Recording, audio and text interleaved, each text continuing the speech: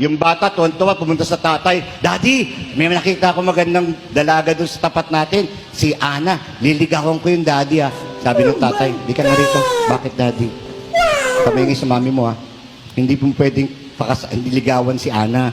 Bakit po? Basta wag ka maingay sa mami mo. Opo. Anak ko din si Ana. Magkapatid kayo. What? Nalungkot ang bata pero sunod na linggo, tuwa na naman siya. Daddy, may nakita ko mas maganda kay Ana. Si Jennifer, nakatera doon sa may kanto. Liligawan ko na yung daddy, ha? Sabi ng tatay, my "Ika nga God! rito." Bakit na naman, daddy? Hindi mo rin pwedeng ligawan si Jennifer. Bakit na naman? Huwag kang maingay sa mami mo, ha? Anak ko din si Jennifer. Magkapatid din kayo.